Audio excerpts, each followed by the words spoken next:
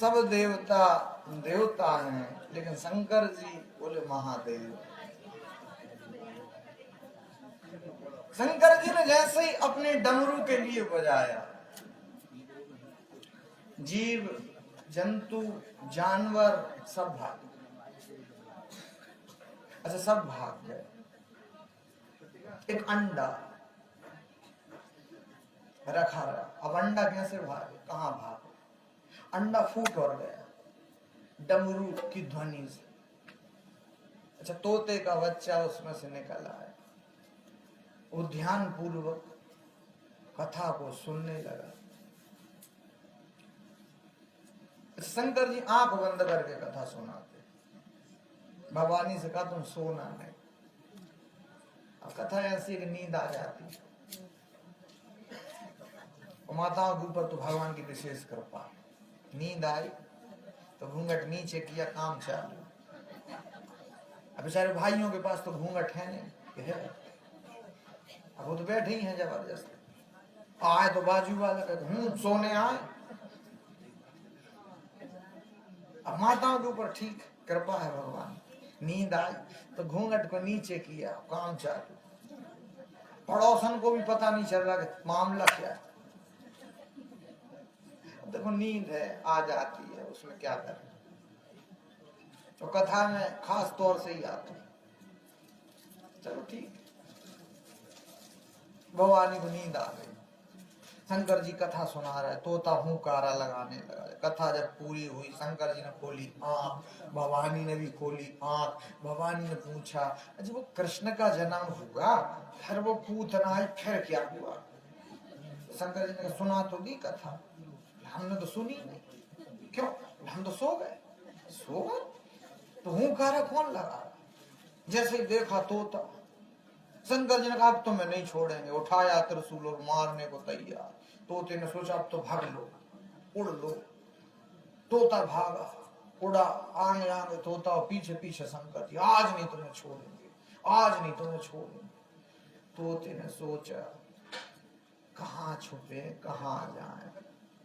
अच्छा व्यास जी की पत्नी, उनका नाम विटका देवी, वो सुबह सुबह उठी, उन मुंह खुला, जिमाई ले रही थी। तोते ने सोचा इससे ज्यादा सुरक्षित जगह दूसरी नहीं मिलेगी, अगर बचना है तो। वो तोता उड़ते उड़ते उनके मुंह के अंदर घुस गया, वो पेट में जाके आराम से बैठ गया। शंकर जी भी गुस्से में, छुपा भी ऐसी जगह कि मार नहीं सकते। शंकर जी त्रिशूल लगा के बैठे। अच्छा जैसे ही शंकर जी बैठे, व्यास जी आए। व्यास जी ने बाहर मत बैठो, भीतर चलो, आपका अपना घर। शंकर जी ने कहा मैं बहुत क्रोध में, वो तो दिख रहा है हमको। क्रोध का रीजन, कारण बताओ क्या? एक तोते ने हमारी कथा सुन ली, इसलिए अमर कथा सुन ली तो हम उसको मारना चाहते, और वो छुप गया। तो श्री व्यास जी ने समझाया, एक नाम आपका भोले बाबा है तो? बोले आप सचमुच में बिल्कुल भोले ही हो। क्यों? बोले आप बिल्कुल सच में भोले ही हो। क्यों? जब अमर कथा उस तोते ने सुना ही ली, तो उस दृष्टि से तो वो तोता अमर हो गया, फिर तो आप उसको मार ही नहीं सकते। शंकर जी ने कहा बात तो ठीक है, वो तो अमर हो गया, मैं तो उसको मार ही नहीं सकता। शंकर जी ने कहा चलो कोई बात नहीं। उधर से प्रस्थान कर करके शंकर जी लौटे और अपने कैलाश पर्वत पे आ गए। अब देखो, श्री व्यास जी महाराज की पत्नी विटका देवी, वो गर्भवती हुई, 12 वर्ष बीते, तब कहीं जाकर के श्री सुखदेव जी महाराज का जन्म हुआ। और श्री सुखदेव जी महाराज ने जैसे ही जन्म लिया, तो जन्म लेते ही वो सीधे जंगल की ओर जाने लगे।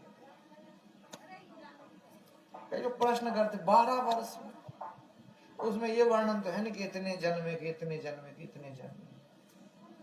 भाई जन्म ले लिया 12 वर्ष में, इतने लिया होगा, बढ़ गए, उतने में ही निकल गए। जंगल में चले, उनके पिताजी पीछे पीछे जा रहे हैं, अपने पुत्र को बुला रहे हैं। यम प्रव्रजन्तमनुपेतमपेत कृत्यं द्वैपायनो विरह कातर आजुहाव पुत्रेति तन्मयतया तर्वो विनेदुस्तं सर्वभूत हृदयं मुनिनाथ। व्यास जी का असली नाम था कृष्ण द्वैपायन, व्यास जी के नाम से प्रसिद्ध। तो वो अपने पुत्र को बुला रहे हैं, एक भी संस्कार नहीं हुआ। प्राय 16 संस्कारों का नियम, जब जन्म होता है तो 16 संस्कार होते। किसी संत ने अच्छी बात कही, बोले संस्कार की जरूरत वहां है जहां बेकार। सुखदेव जी के जीवन में बेकार ही नहीं, तो संस्कार की क्या आवश्यकता। आगे आगे जा रहा है, व्यास जी पीछे पीछे जा रहा है। एक सरोवर, कुछ माताएं बहनें स्त्रियां स्नान कर रही। सुखदेव जी को देखा, कोई प्रतिक्रिया नहीं, निकल गए। व्यास जी जैसे ही निकले तो घूंघट कर लिया, वस्त्र पहन लिए। श्री व्यास जी को ठीक नहीं लगा।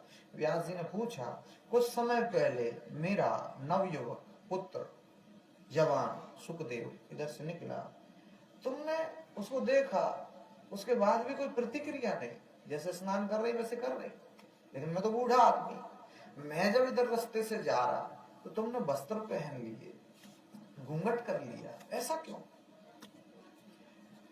तो माताओं बहनों ने श्री व्यास जी से कहा, बोले सुखदेव जी तो ऐसे हैं जो स्त्री पुरुष भेद रहित है। स्त्री पुरुष भेद रहित, कौन स्त्री है कौन पुरुष है ये नहीं, वो तो राममय सारे जगत को देखते हैं, कृष्णमय सारे जगत को देखते हैं, ऐसी उनकी दृष्टि। किंतु आप वृद्ध जरूर हो गए, लेकिन आपको तो पता है कौन स्त्री और कौन पुरुष, इसलिए हमने आपको देख के घूंघट कर लिया, वस्त्र पहन लिए, कोई गलत किया।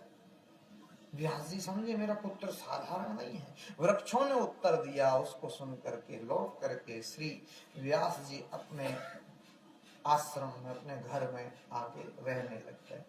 व्यास जी के घर का नाम था सम्यक प्रास आश्रम, जो सरस्वती नदी के तट पे बना हुआ था। तो उधर श्री व्यास जी महाराज विराजमान है। समय बीतने लग गया और अचानक से श्री नारद जी का आगमन हुआ। श्रेष्ठ संत हैं श्री नारद, कहीं भी चले जाते हैं, राम जी के यहाँ, रावण के यहाँ, कृष्ण के यहाँ, कंस के यहाँ, कोई रोक टोक नहीं। कोई कह रहा था उस समय की मीडिया के प्रमुख थे श्री नारद जी, इसलिए गति सर्वत्र तुम्हारे, ऐसा लिखा, सर्वत्र गति है श्री नारद जी की। ऐसे श्री नारद जी पधारे हमारे आगे। तो नारद, जिनकी बात कभी फेल नहीं होती, जिनकी बात कभी रद्द नहीं होती, वो नारद। ऐसे श्री नारद जी जब पधारे हैं, बार बार कथा में कहते, घर में डॉक्टर साहब आए, वकील साहब आए और थानेदार साहब आए तो समझना पापों का उदय, और घर में कोई संत पधारे तो समझना पुण्यों का उदय। ये तो जिनके ग्रह पावन भये संत पधारे आए। सुंदर कांड में वर्णन है, पुण्य पुंज बिनु मिले ही न संता, बगैर पुण्य के संतों का दर्शन ही नहीं हो सकता। संसार में 2 चीजें दुर्लभ, बाकी तो शुद्ध दारा और लक्ष्मी ये तो जगत में मिलेगा, लेकिन संत समागम हरि कथा तुलसी दुर्लभ दो। एक संतों का आगमन और एक भगवान की कथा, 2 चीजें दुर्लभ। वैसे सुलभ कथाएं चल रही हैं, लेकिन तुम सुन पा रहे हो नहीं, तो गहरे अर्थों में दुर्लभ है। तो ऐसे श्री नारद जी आए हैं, विराजमान हुए हैं। श्री व्यास जी ने प्रणाम किया है। डॉक्टर से रोग नहीं छुपाना चाहिए और सदगुरु से समस्या मीन्स कष्ट नहीं छुपाना चाहिए। अपनी समस्या समक्ष रखती सामने, क्यों दुखी। पुत्र का जन्म हुआ और जन्म लेते ही वनवास में चला गया। दुख नहीं है तो क्या है, दुख ही तो है, इसलिए दुखी। श्री नारद जी ने समझाया। नारद जी ने अपने पूर्व जन्म का वृत्तांत तो बता दिया। मुझे देखो, मैं एक दासी का पुत्र था, गांव में हम रहते थे, हमारे गांव के भाग्य जागृत हुए, संतों का आगमन हो गया। पुराने जमाने में संत लोग चतुर्मास करते थे, अब भी करते हैं। लेकिन पहले ज्यादा। तो 4 महीने संत लोग एक जगह पर रुकते थे। तो जैसे ही संत लोग पधारे तो मैं मेरी माँ के साथ जाता, संतों की सेवा करता, उनकी कुछ प्रसादी बच जाती जिसको मैं खाता, जिससे मेरी बुद्धि भगवान में लगने लगी। जैसा खाओगे अन्न वैसा बनेगा मन, जैसा पियोगे पानी वैसी बनेगी वाणी। तो संतों की प्रसादी खाने से मेरा मन ही भक्ति में लगने लग गया और 4 महीने कब बीत गए पता ही नहीं चला। वास्तव में पता नहीं चलता, सुख के दिन कब बीत जाते पता नहीं चलता, बचपन कब निकला पता चला, अब बुढ़ापा एक एक पल एक एक वर्ष के जैसा लगता। अच्छा, सुख के दिन कब निकल जाते पता ही नहीं चलता, चुटकियों कथा चल रही देखते ही देखते 7 दिन हो जाए। आपको 7 दिन का पता नहीं चलता, हमें सालों का पता नहीं चलता। ये स्थिति बनी। तो ऐसे संत लोग जैसे जाने लगे तो उनसे हमने निवेदन किया, बोले हम भी आपके साथ चलना चाहते हैं। संतों ने कहा तुम अपनी माता जी से आज्ञा लेके आ जाओ। हालांकि किसी की माता जी संतों के साथ किसी बच्चे को नहीं भेजना चाहे। कई तो कथा चल रही थी, माता जी अपने बच्चे को लेके आते, बोले इसको सुंदर कांड याद है, अच्छी बात। बोले नहीं गुरुजी इसको आरती भी याद है, और बढ़िया बात। बोले नहीं तिलक चंदन भी लगाता है, अच्छी बात। बोले नहीं ये रामायण भी पढ़ लेता है छोटा सा बच्चा, तो और बढ़िया बात। बोले पर डर लगता है। मैंने किस चीज का? बोले डर इस चीज का लगता है कहीं ये बड़ा हो के बाबा जी ना बन जाए। डरो तो इसलिए डरो ये बड़ा हो के गुंडा ना बन जाए, ये बड़ा हो के क्रिमिनल ना बन जाए, ये बड़ा होकर के डाकू ना बन जाए। तुम डर इसलिए ना कि बाबा जी ना बन जाए। अच्छा, डर भी खामोखा है, व्यर्थ है। जो होना है उसको तुम नहीं रोक पाओगे, तुम्हारे हिसाब से थोड़ी ना कुछ हो रहा है, वो उस परमात्मा के हिसाब से हो रहा है। व्यक्ति अपने मन में सोचता है कि हमारे हिसाब से हो रहा है, नहीं हो रहा। बुद्ध का जन्म हुआ, एक ज्योतिषी ने घोषणा कर दी, बोले ये साधु बनेगा, राजा ये बन ही नहीं सकता, इसके भाग्य में राज योग है ही नहीं। बेशक मुझे सूली पर चढ़ा दो, लटका दो। पुराने जमाने में कहते राजा का दिमाग उल्टा हुआ और उस सूली पर चढ़ा दिया। लेकिन एक जवान उसके अंदर सच कहने का सामर्थ्य, और तो सब कह रहे बोले नहीं ये इस 2 बातें हैं, या तो ये राजा बनेगा या ये साधु बनेगा। एक ने कहा कि नहीं मैं डंके की चोट पे कहता हूं ये केवल और केवल साधु बनेगा, राजयोग इसके भाग्य में ही नहीं।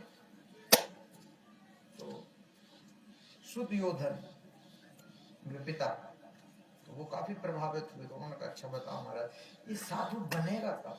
बोले जब ये संसार के दुखों को देख लेगा तो उसके जीवन में बैराग ऑटोमेटिक आ जाएगा।